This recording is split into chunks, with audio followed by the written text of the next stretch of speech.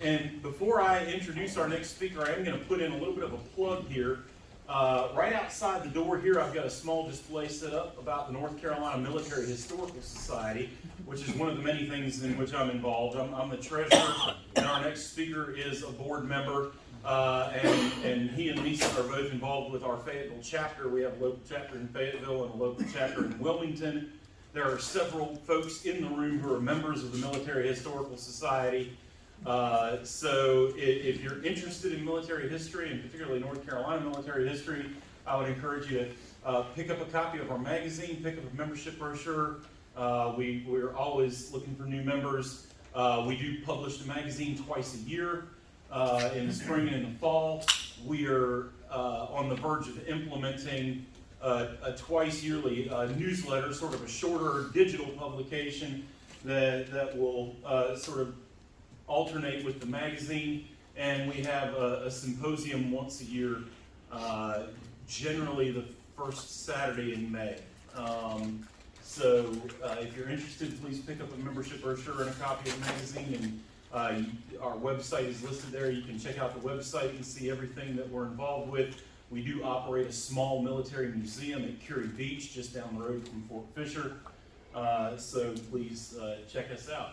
You can join online too, You right? can join online as well. If you go to our website, there's buttons there to join, and you can do it online. You can mail in membership using the brochure. You can do it, any way you want. If you want to join today, I can certainly hook you up today. I am the treasurer after all. So our next speaker is Jim Greathouse. He is retired from the United States Air Force. Let's resume this slideshow before I even go anywhere there. Back online here. There we go. Yeah, Jim Greathouse is retired from the U.S. Air Force as well as the Fayetteville. We'll get it, don't worry. Is the clicker in here somewhere? Oh, Yeah, yeah. you just banged it. It's back on. That's what I'm.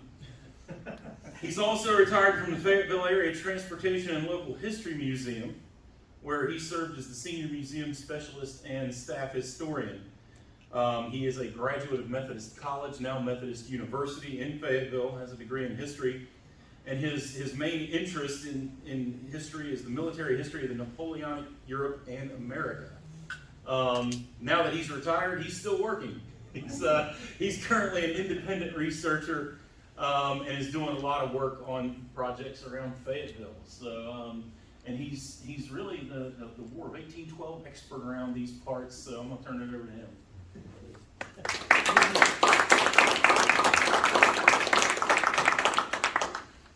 Well, first off, I want to thank both Jim and Stephen for what they did before me. Jim gave a little bit of a naval battle history, which is probably not seen in an 1812 presentation. Stephen talked about ships rotting away. That is what I'll be talking about a little bit more. So we're going to cover the War of 1812 from the naval aspect of what did we do to protect our North Carolina coastline under the auspices of the Navy, which is not very much, but we'll get there. So if you don't know, the War of 1812 was declared. The war was declared on 18 June 1812. People do ask, what year was the war? But it did start in 1812. We declared war against Great Britain. The United States Navy was facing off against the largest and probably the most powerful navy in the Napoleonic period, bar none. We had 16 blue water warships. We had on paper about 160 brown water gunboats and 14 revenue cutters. That is our naval defense of the whole nation. That runs from New Orleans, around the Gulf of Mexico, up the Atlantic coastline. So you're looking at very few ships. What did we fight against? Well, the Royal Navy could put, if they really wanted to, over 600 warships into our area, which they can't because they're fighting France and everyone else and that. But what did they have against us? take a look at this real fast. I mentioned the United States side with the 16 seagoing ships, the Blue Water Navy, the coastal gunboats, the revenue cutters, and then there's also a small mixture of things like armed barges and things like that that really can't go out past the river. At the time the war started, there was 52 seagoing vessels in the Royal Navy in the area. Most of these boats were much bigger. So they carried about, those 52 ships carried about 1,700 guns. The combined American fleet carried 900 guns about. And once again, we had to guard our entire coastline. The Royal Navy could go anywhere they wanted. So individual superiority in any one spot was not in our favor. North Carolina itself did not have to defend itself even against those 52 ships. So let's talk about, it was still a daunting task, but let's talk about that a little bit.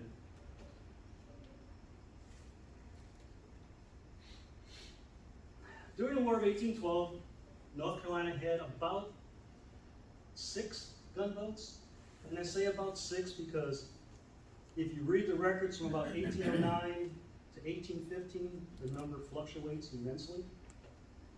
And a lot of that we'll get into why in a little bit. They had the 2 revenue cutters, one at Ocracoke, one in Wilmington. They had one 40-foot long guard boat, and then 2 small road barges. That's it. That's our entire fleet in North Carolina. Other ships would be added at times, a few more barges, another couple of guard boats here and there, but basically that's it. Prior to the War of 1812, 3 new gunboats had been built in North Carolina.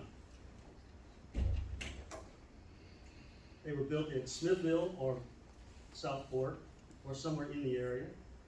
I've yet to find anyone that can tell me exactly where they were built. Jim? But one day we might find it out, or Stephen, you might be able to find it. So, but all the records say they're riding to Smithville, so that could be anywhere in the area. So they built 3 new war boats in Smithville, or I'm going to say Southport from here on out. It was gunboat 166, 167, and 168. Gunboats did not have names. At least most of them did. My favorite one finally got a name, but that's another presentation. Gunboat 167 was the flagship of the North Carolina station. So Thomas Gauthier was the commanding officer. And Gauthier is a little bit of a strange creature. If anyone knows anything about him, he originally served He originally served in the Royal Navy during the American Revolution. Sometime, the best I can find is in the late 1790s, he moved to the United States and to North Carolina. He became a Wilmingtonian, I guess you could call it. During the Quasi-War, he joined the U.S. Navy as a lieutenant. He was on the frigate Congress. And then he, like everyone else almost in the United States Navy, right after the Quasi-War, all the junior officers were put on shore. So he went on shore in June of 1801, came back to Wilmington. In 1807, he decided to rejoin the Navy as a sailing master because we were starting to get the inkling that we were going to have to do something with Britain. So we were talking about building gunboats and things like that. So he got a warrant, not a commission. He was warranted as a sailing master. He stayed here in North Carolina throughout the war. He stayed a sailing master until August of 1814. And in 1814, they finally gave him a commission as a lieutenant. 3 months later, he resigns his commission because he's 50 years old and he's ready to go on shore. He was also very upset with the Navy. And maybe we'll talk about that a little more. But he really was frustrated with what they would, the commands they gave him, what they told him to do, what they gave him to do, what he was told to do. So,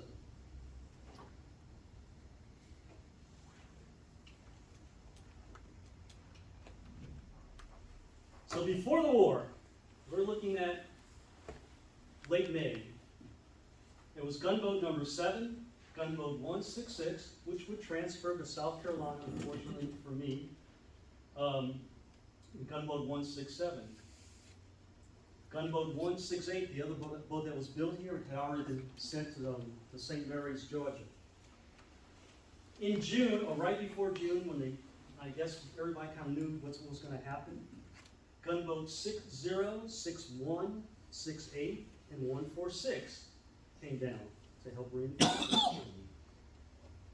3 of those gunboats, 60, 61, 68, would transfer back to Virginia before the end of the year. They were unserviceable condition on these. They were rotting out, they were old. The gunboats, even some of the gunboats that were built in the western side of the Mississippi River area, a lot of them were built with green wood, which is like, just go ahead and put a hole in it and sink it. So, like I said, 160 or so, there was 173 gunboats that were actually authorized, and then possibly a 174 through 177, but I've never found any information on that. But 173 were on paper. In 1811, there were 65 of them that were considered serviceable. So over the next year, they tried to get more of them back into service. Gunboat 167 was pretty much laid up from the day she was built. She was laid up until they brought her out in 1811. So by the end of the first year, 1812, we have gunboat 147 arrive, 148, and 150. So what do we have? 6 gunboats. 7, 167, 146, 147, 148, 150. There's also sometimes a mention of a 140, a 140. And it's been mentioned I'll talk about another ship later on, but some historians have said it was 140. But I found no records to that. The commander of the boat that they're talking about was the commander of another boat, so I'm not sure about that. So these early transfers, ships coming in, ships coming out, made it difficult for Gauthier. What did he have on station? The captains of 60, 61, and 68 basically felt they belonged to the Norfolk station. So when they decided, I'm not seaworthy or I'm in poor condition, I need new sails or whatever, they just sailed off. It was through other communications that Gauthier would find out, what? You know, they went where? So Gauthier had a hard time just in that. But the worst thing came in February. I'm missing where I'm at. Yeah. In February of 1813, the Secretary of Navy decided, you don't need any of your gunboats, pull them out of the water and put them in storage.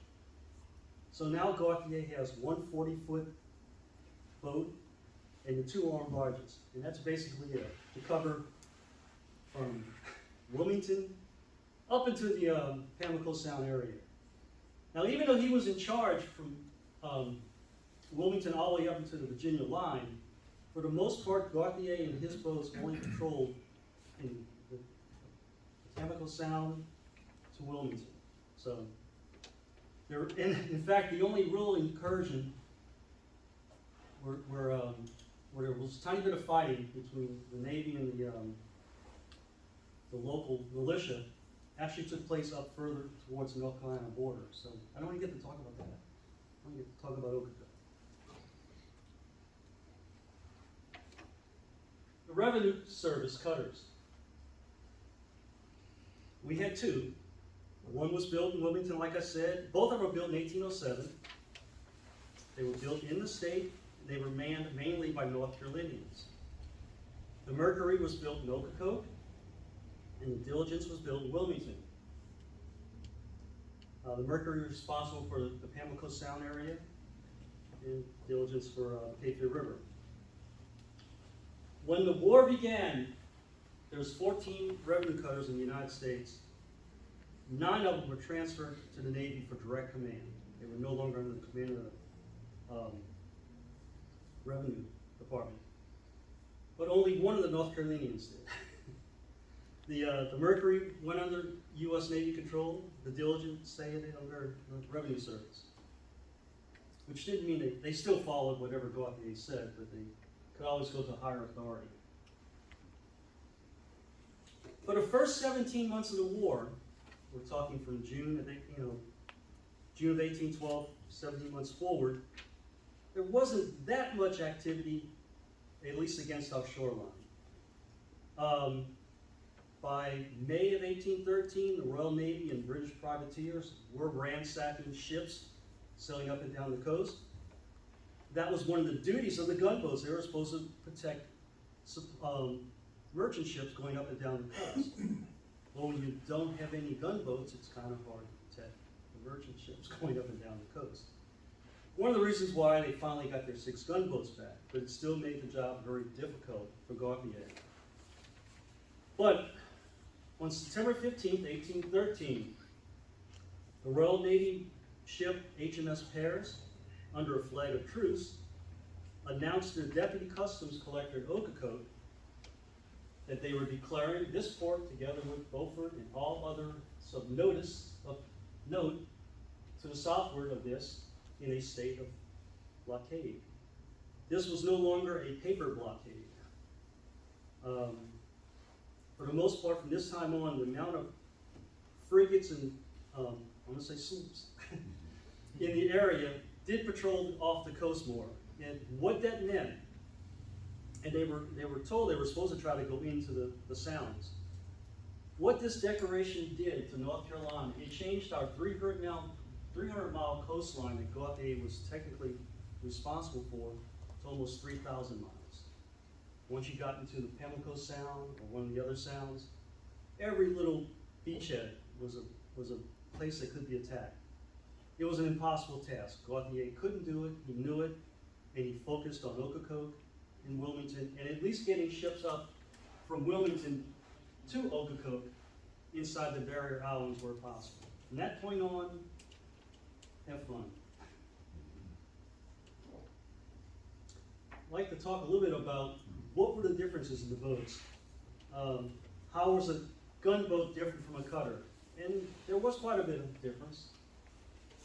So we'll look at it in 4 areas. Like I said, there was 173 gunboats built between 1803 and 1809.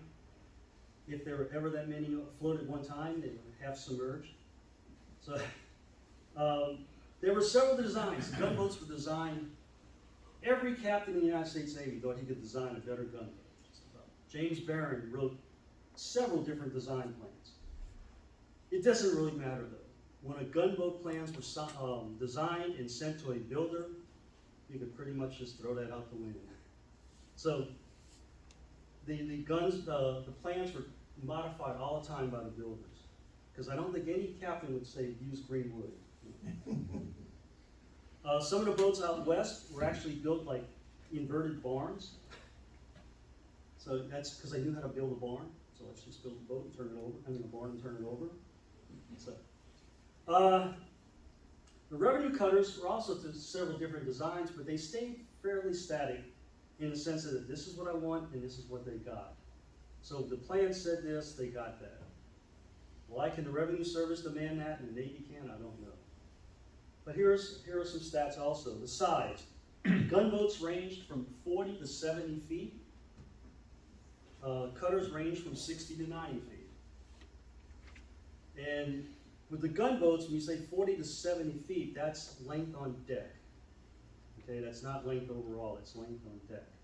Pretty much the same with the cutters too, but sometimes you have variations that it's hard to figure out. Sail plans. This is the fun one. Gunboats were rigged in almost anything you could think of.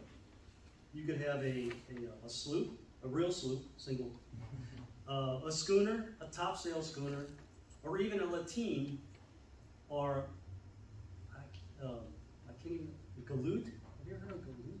Galoot? Rig ship. So if there was a sail plane out there, it could be put on a gunboat. Cutters were rigged as a schooner, a topsail schooner, or even a double topsail schooner. Does anyone know the nickname for a double topsail schooner? Bueller. Try It's a Jackass Parade. So, what kind of guns did they carry? Armament. Here's another mixed bag for the gunboats. You might have one bow-mounted 22 or 32-pounder cannon in one bow. Cannon or carronade, so according to what was available, not what the plans say. Some had two 24 or 32-pounders mounted on a round table facing the opposite direction right behind the mainmast. This was a curiosity for the Navy in the sense that all these plans are designed by different people. They're built by different people that didn't follow the plans. And now they stick a 32-pounder almost midship. And if it does a broadside, it did one thing to the ship. She fell over. So the Navy had to figure out, okay, we can't go directly to port or starboard. We had to point slightly forward, or maybe rear, to fire the gun. But each boat was different. So no matter what they did, as far as the Navy saying, don't go past 30 degrees. Well, another boat couldn't even go to 30 degrees.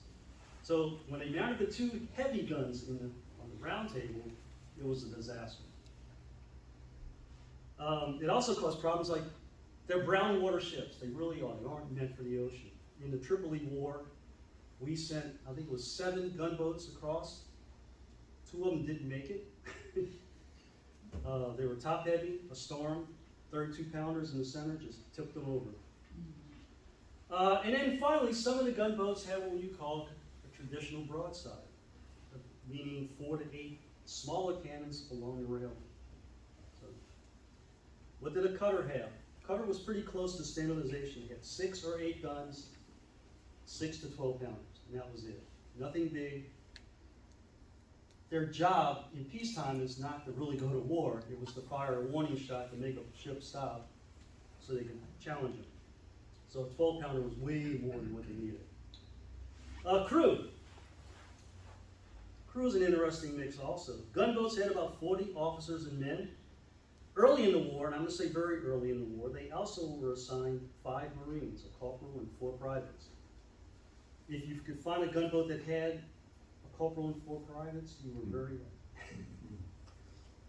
Cutters had a smaller crew of just 15 to 30 officers and men. Let's talk about the crew in a little more detail.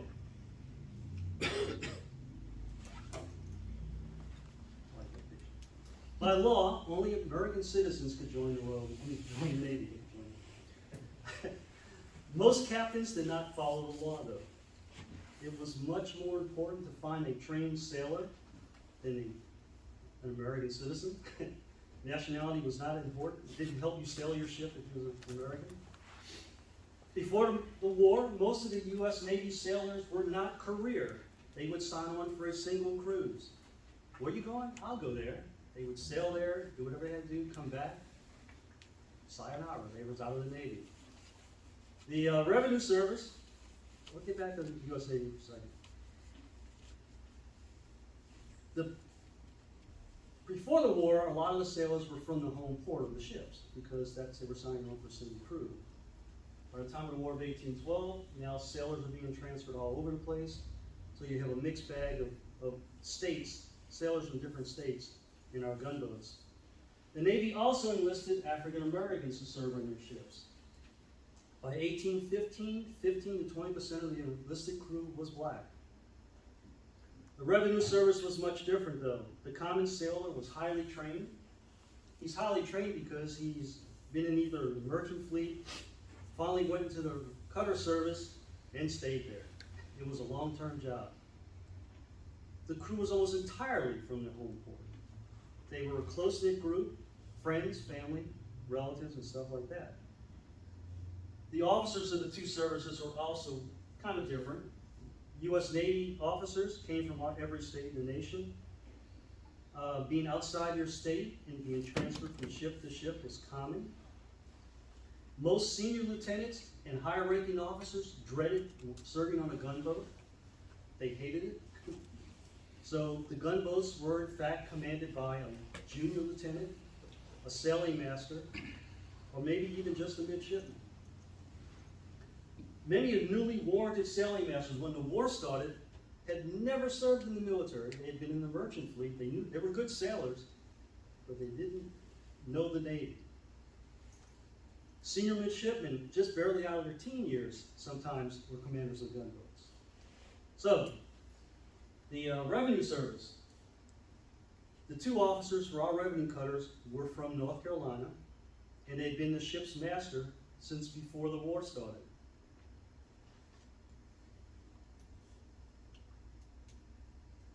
Diligence, constructed in Wilmington, and was ready for service when Master Joseph Birch stepped aboard her in January of 1809. Birch was a native of North Carolina and received his commission as a first mate in the revenue service. He became a master in 1809, right before he stepped aboard the boat. The diligent service record during the War of 1812. On August 8, 1812, the Diligence had the honor of transporting from Wilmington down to Southport, Smithville, General Thomas Brown, the commander of all North Carolina militia. And I say that they were given the honor, it's because when a senior military Army officer was going somewhere by boat, it was done by the Navy. To give that to the Revenue Service cutter was an honor. So maybe the Revenue Service cutter was in better condition than any of the gunboats. Probably would have helped out too. On November 29th, the Diligence rescued the survivors of the American brig Defiance, who had capsized just offshore near the Cape Fear. The actions of the Diligence saved all but 3 passengers, and she also assisted in the recovery of some of the cargo of the merchant ship. On October 17th, 1813, the British sloop Recruit of 18 guns began a close blockade of the Cape Fear River. The Diligence would stand watch against any possible raiding parties by the crew of the Recruit. And this would pretty much be the job of the Diligence for the rest of the war. She stayed close to the mouth of the river, guarding against any other incursions. And it worked because there's really nothing that I know about British ships coming up to Cape Fear. So they did their job. Mercury and Ocracoke. Finally getting a little bit of warfare. No. The Mercury was constructed in Ocracoke and would be home ported in both Ocracoke and New Bern during the war. She used both as her home ports. And that's basically because the customs house in Ocracoke and the court system in New Bern. So he stayed home ported in either one. Master David Wallace, a native of North Carolina, was born into a family of seagoing men and took command of the Mercury upon her completion in 1807. And he stayed in charge of her until the end of the war. On May 21st, 1813, the British privateer Venus attempted a surprise attack on the Mercury and the ships at Ocracoke. A lookout somewhere, either on the Mercury or one of the other ships, sounded the alarm. The Mercury was alerted, her crew had her guns ready, and the Venus quickly withdrew, having lost the element of surprise. So there goes one chance for combat. Anyway. On July 11th and 12th, 1813, a large British fleet under the command of Admiral Cockburn attacked Ocracoke. He sent 15 armed barges into the inlet, into the ports of town, with over 1,000 sailors and Marines against the town. The Mercury was alerted, picked up the papers, the customs house papers and bonds, and deported as soon as he could, spreading all sails and spreading the alarm.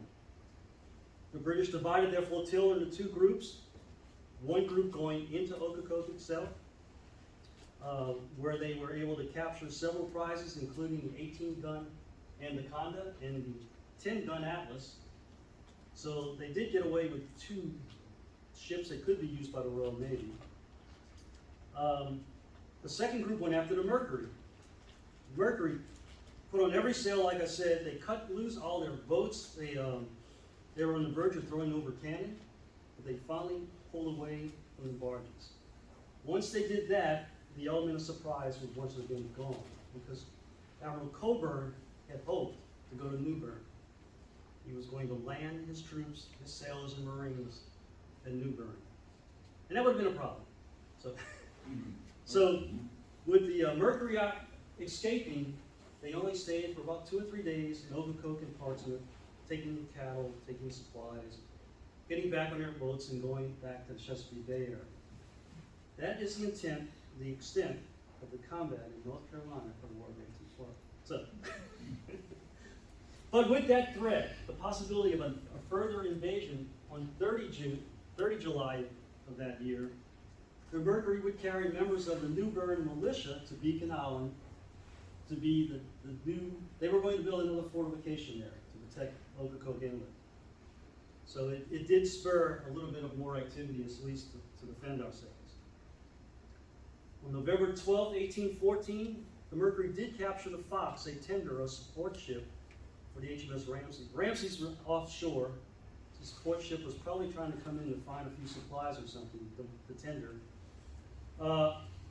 Like I said before, there was no more combat, and that's pretty because there was none. The Mercury was a lot bigger than the Fox. The Fox dropped its flag immediately. The Fox was sailed into New Bern, along with its entire crew of 1 midshipman and 7 sailors. So, and that would be the Mercury's final really action of the war. She would continue to go to Okokok, but would never see any more combat.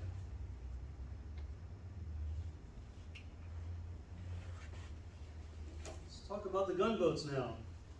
Gunboat 148 was a schooner rig and armed with a single 32-pound gun behind the foremast on a round table or turntable. She was commanded by Sailing Master John Manson. If you're from Beaufort, you've probably heard that name. His house is still standing. You can go on tours there. But anyway, 148 had a rather tough job of guarding Beaufort and the surrounding waters by himself. Not Manson by himself, he was boat by himself. His gunboat was the only naval warship in the area. Manson was a 25-year-old native of Virginia, but he was up to the task. He had accepted a direct commission as a sailing master from the Merchant Sailing Service on July 15, 1812. And while he was junior to most of the sailing masters there, he was considered the second in command of the whole North Carolina station. That right there must tell you he knew his stuff a little bit. Or at least he had a command presence, one or the other. After being sent to Beaufort in June of 1813, he was the commander of all the gunboats in the Okokok to New Beaufort area. So he commanded that whole area for Gauthier. In his role, he would find his ship rushing back and forth every time the alarm was sounded by a nervous citizen, a concerned politician, or even militia units stationed from Swansboro to Okokok Inlet. So his job was mainly sailing around going, no, there's nothing going on. He would spend the next 2 years going back and forth doing just that, going to see if there's a problem, and then dealing with his subordinate commanders, which we'll talk about. Gunboat 167. This boat was built by Amos Perry along with 166 and 168. The blueprints call for a sloop. Whoops, not what it has. As I said before, it was very common to change the rigging to whatever suited the builder's night dream the night before. But he did build it with rowing stations. And I forgot to put the picture of the deck scene where you can see where the rolling stations were along the side. You can barely see them. I got a pointer. There's the rolling stations right there on both sides. That was a great advantage because the boat could still move when the wings died totally. So that was probably an arrangement that Mr. Perry did that was advantageous, or could have been advantageous that they had met the enemy. The contract called for a single 24 or 32-pound cannon on a turntable right behind the foremast. And if you notice, there's 2 cannons there on the picture because Amos Perry didn't have a 24-pounder or 32, so he put 2 6-pounders there. So that's how she went into service, just like that. Once again, you'll notice the guns are mounted facing a different direction on the turntable. And for a 6-pounder or 12-pounder, that was perfectly fine. Those guns at that position did not make the boat decide to go turtle. When completed, she had a 60-foot long length on deck, and she was 16 and a half feet wide, per beam. She was launched in July of 1809, and she was immediately pulled out of the water once she hit it, put in ordinary. So that probably saved her to be in a pretty good condition when she finally came back into service. She came back in April of 1812, refloated. She now carried one 32-pound cannon forward of the mast, which I don't have in this model. Would have been a 32-pounder right there, and they kept 2 6-pounders. This gave her punch. If she did meet the enemy, she could do some damage. Unfortunately, putting that heavy gun there, she was now leaning forward. She was slow, and she was actually very unseaworthy. 167 would have a lot of trouble whenever she ventured out the outside of the barrier islands. Sailing Master Thomas Gauthier, like I mentioned before, commanded the gunboat. It acted as the flagship, and he was allowed to have a crew of 40 sailors and 5 Marines, and he kept the Marines most of the time. Not always, but most of the time. He also had additional midshipmen under him that served as his clerical staff. And if you read his letters, the letters at UNC, there's 5 or 6 letters you can read perfectly. I bless the young man. The next 4 or 5 letters were written by somebody that I don't even know they were speaking English, And it is so interesting to read his letters back and forth. It's like, oh, who's writing now? I wish I knew the names of the midshipmen that wrote for him. We'll put flowers on your grave. As the flagship of the North Carolina station, 167 was destined to be the traveling judge and decision maker. His crew would sail back and forth between Wilmington, and other locations. Gauthier was considered the U.S. Navy's liaison between Fort Macon and Fort Johnston, and also with any militia units that were in this force. He was the liaison for the Navy. So he would spend the rest of the war at the boat coordinating defenses and solving problems. For the last 3 gunboats, I'm going to try to do something a little bit different if I can get this up. Bear with me.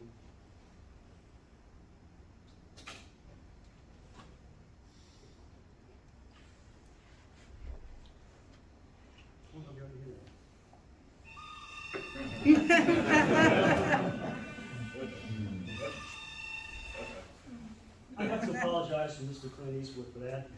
But I'm going to change it around a little bit. I'm not going to go the good, the bad, and the ugly. I'm going to do the bad first, the ugly second, the good. So basically, almost reversed.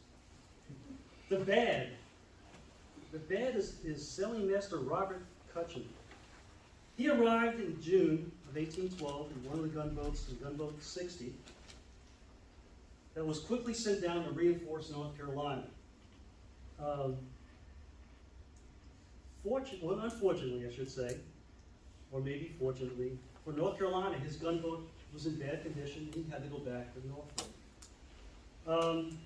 I'll stick with him, though, because he's an interesting story. Cutchin was soon reassigned to gunboat 165 and went down to St. Mary's. He was stationed there from March of 1813, and by October of 1813, which is not very many months later, he was removed from command of his boat by his station commander, Captain U. Campbell.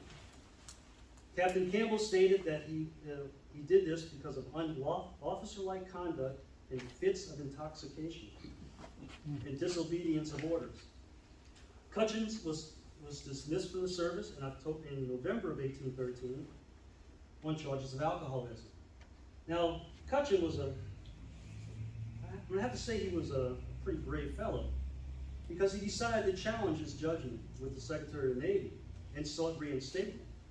In fact, he brought documents to the Navy Department that proved he was not an alcoholic. He was an opium user. he lost his appeal to the Navy. But alcohol was a problem with the Navy, and it proved common in the Navy in general, and also in the gunboats immensely. With little or no proper training, many of the newly warranted sailing masters or midshipmen did not understand the vast difference between a civilian merchant ship and a military ship. The new officers underestimated the effect of patrol duty and monotony, and what kind of negative effect that would have on morale. You know, merchant seamen were used to, I'm going to sign on to a boat, I'm going to sail with a cargo to wherever, I'm going to get money, come back, on to the next boat. These sailors on these gunboats, once they signed on, most of them never got off the boat, because they got off the boat, they decided, a privateer might be a better option, or a merchant ship might be a better option, or just going to hide somewhere might be a better option. So most of the time they just stayed offshore on your, right offshore on your boat. And what do? What happens? What happens is that for Gauthier is that he finds out most of his officers are unfit for command. After the hours of sailing up and down the coastline of North Carolina, up and down the coastline, any coast for that matter, drove the sailors and officers even to turn to gambling, fist fights, or worse, alcohol, to drown out the boredom. These vices led to discipline problems. Adding homesickness and monotony drove many to desert. So it took a strong commander of a gunboat to keep his sailors active, motivated, and in line more than anything else. So the next story is the ugly. You thought Cutchins was bad? Cutchin was bad? I don't have to change that. I forgot. Gunboat 146 was truly an unlucky ship. Her commander was Sailing Master John Wolfington. He was a merchant sailor, merchant mariner, who accepted a warrant on June 27, 1812. It appears, but anything I can find, that he was an excellent sailor, merchant sailor, put a quote around that. But he had a serious problem with keeping morale and discipline in line. He also had a knack for leaving the gunboat whenever he wanted. They would come port at a spot, and he would leave the gunboat in somebody else's charge. If you've ever watched the series Band of Brothers, this is Lieutenant Dyke of the Royal Navy, of the American Navy as well. So, on the night of March 22nd, 1813, gunboat 146 was moored at Washington, North Carolina, not D.C. Wolfington went ashore, and he placed the command of the boat to an acting master's mate, Goodrich. Now, Goodrich had been the ship's coxswain. If you know anything about naval rank, that is not a very high, overly. It's a rating, but it's not. So he left this coxswain, who is now his master's mate, in temporary command.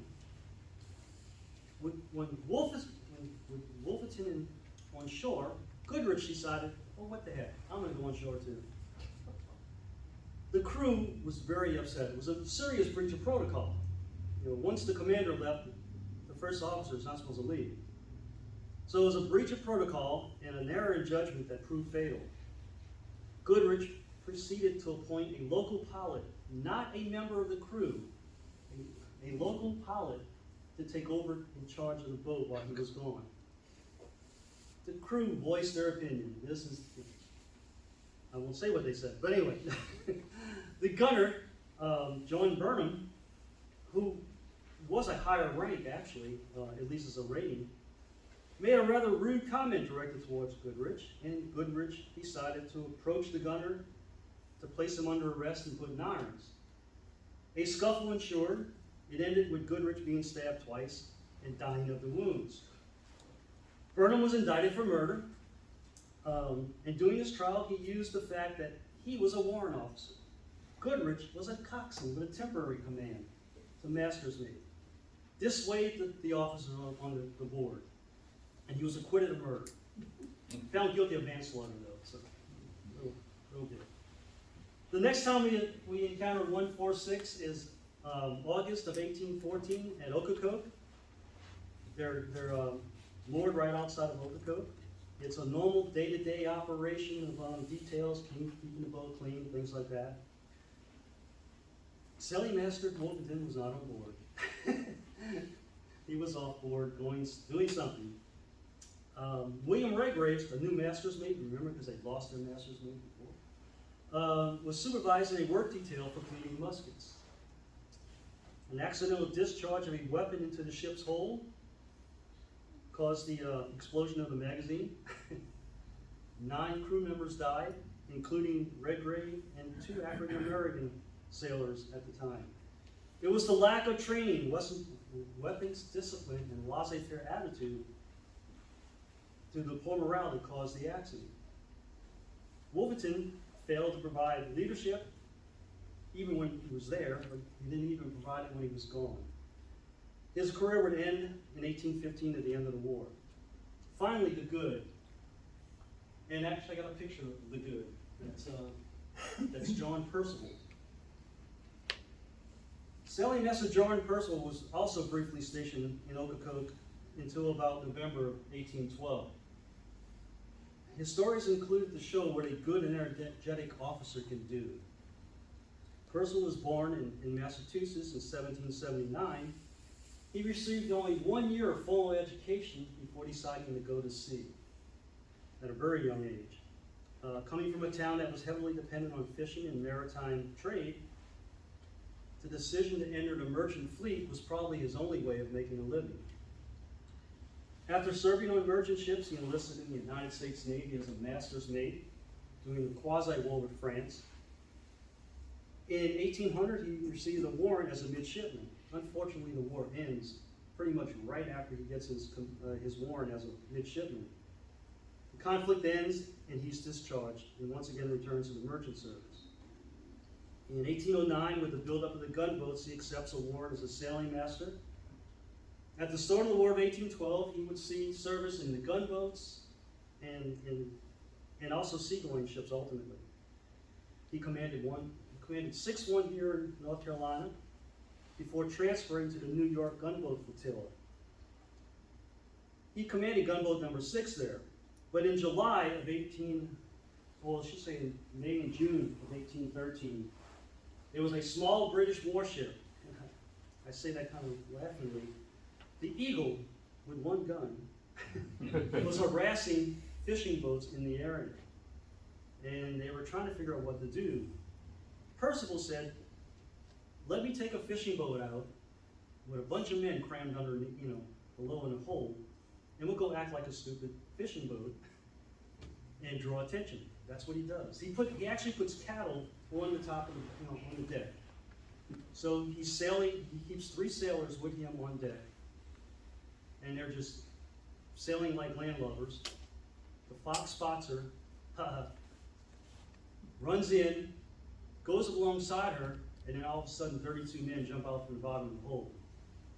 So the eagle, not the fox, the eagle, is captured and sailed back to New York Harbor. Percival was proving to be a strong leader, and a bold leader, in fact. His next assignment was on the Peacock, a sloop of war.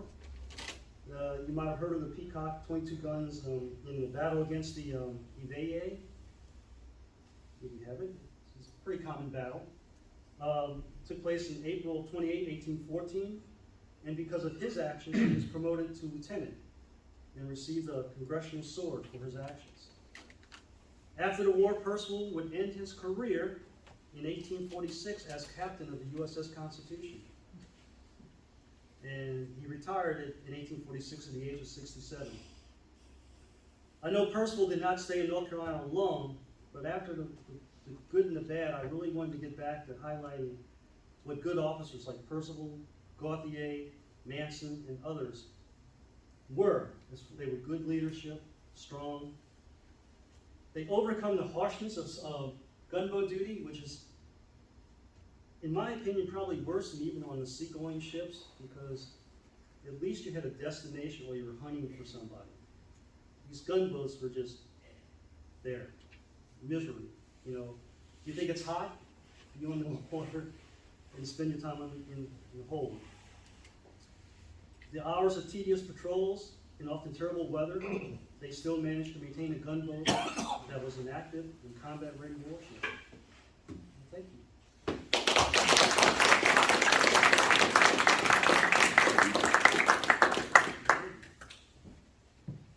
No questions? No, there's one. Okay. I have to ask the obvious question. Why don't gunboats have names? They couldn't think of 170 different names. To me, that's the first reason, but gee, that's a lot of names. No, it's because of what their duty was supposed to be, harbor patrol, things like that. It would be Didn't easy, raid. what? They didn't rape? Oh, no, they didn't raid in most cases. That's why I say my favorite boat is 166, built here in North Carolina, became the Alligator. So, you know, she got a name. There was like four, what? Acted like an alligator. at Yeah. times. They had, 4 gunboats that I know of during the War of 1812 got promoted to names. But besides that, I guess just because they were supposed to be stationed in a single location, and it was so much easier.